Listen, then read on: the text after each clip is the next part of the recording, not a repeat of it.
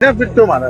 कुछ नहीं हुआ, छोड़ो, जो हो गया हो गया यार। अरे कैसी बातें कर रहे हो, आपने मारा एक लड़की को, आपकी प्रेमिका थी वो, उसको छोड़ दो ना, क्या करोगे जान के। இவன் பண்ண ஒரு கொலை இந்தியா முழுக்க ஒரு பேரதிர்ச்சியை ஏற்படுத்தி இருக்கு. ஆனா இவன் எவ்வளவு கூலா பதில் சொல்றான் பாருங்க. என்ன நடந்திருக்கு, இவன் என்ன கொடூரமான செயல் செஞ்சான்றத சொல்றேன், உங்களுக்கே அதிர்ச்சி ஆகும். அதாவது மத்திய பிரதேச மாநிலம் இண்டோர்ல இப்ப நீங்க பாக்குறீங்கல்ல, இந்த கொலையாளி பேரு பியூஷ் தம்னோட்டியா. இவனுக்கு வயசு 24. இவனோட வீட்டுல இருந்து ஒரு துர்நாற்றம் அடிக்குது. கடந்த பிப்ரவரி 13ஆம் தேதி அக்கம் பக்கத்தினர் போலீஸ்ல இன்ஃபார்ம் பண்ணி இருந்திருக்காங்க. போலீஸ் வந்து அந்த வீட்டை செக் பண்ணும்போது தெரிஞ்சிருக்கு, அங்கே ஒரு பெண்ணோட இறந்த உடல் கிடந்திருக்கு. அதுவும் நெஞ்சில கொடூரமா கத்தியால குத்தப்பட்டு அந்த பொண்ணு கொல்லப்பட்டிருக்கு. துர்நாற்றம் அடிக்கிற அளவுக்கு காரணம் என்னன்னா, 3 நாளைக்கு முன்னாடியே அந்த பெண் கத்தியால குத்தப்பட்டு கொல்லப்பட்டிருக்கு. யார் இந்த பொண்ணை கொன்னாங்க அப்படின்னு விசாரிக்கும் போது அந்த சிசிடிவி ஃபுட்டேஜ் எல்லாம் வச்சு பார்க்கும்போது இந்த பியூஷ் அப்படின்றவனோட காதலி தான் அந்த பொண்ணு. அவனோட வீட்டுக்கு அவங்க 2 பேரும் வர்றது சிசிடிவி கேமரால பதிவாயிருக்கு. திரும்ப ரிட்டர்ன் போகும்போது அவன் ஒரு ஆள் மட்டும் போயிருந்தான். போலீஸ் அவனை வலவீசி தேடுது. மும்பைல ஒரு இடத்துல அவன் பிடிபடுறான். இந்த பொண்ணை கொன்னுட்டு தப்பிச்சு போய் அங்க தலைமறைவா இருக்கு. மும்பைல போய் இவன் என்ன பண்ணி இருந்திருக்கான், அந்த பில்லி சூனியம்லாம் வைப்பாங்கல்ல, அவங்களோட போய் தங்கி இருந்திருக்கான். இந்த ஒரு போலீஸ் மும்பைல அவனை அரெஸ்ட் பண்ணி எதுக்குடா இங்க வந்து தலைமறைவானன்னு கேட்டதுக்கு அவன் சொல்லி இருந்திருக்கான், அந்த ஆவியிட்ட பேசி மன்னிப்பு கேட்க ட்ரை பண்ணான். சரி, மன்னிப்பு கேட்க ட்ரை பண்ண, எதுக்குடா கொன்ன அப்படின்னு கேட்டதுக்கு யாரோ வாட்ஸ்அப்ல இன்னொரு ஆள்கிட்ட அது மெசேஜ் பண்ண மாதிரி இவன் சந்தேகப்பட்டான். அதனால அந்த பொண்ணை வந்து அவன் வீட்டுக்கு கூட்டிட்டு வந்திருக்கான். கூட்டிட்டு வந்து கட்டாயமா அந்த பொண்ணோட உடல் உறவு கொள்றதுக்கு ட்ரை பண்ணி வந்தான். அந்த பொண்ணு இவனோட மோட்டிவ் தெரிஞ்சு தடுத்து இருந்திருக்கு. உடனே இவ கைய காலை கட்டி போட்டு அந்த பொண்ணை வந்து கொலை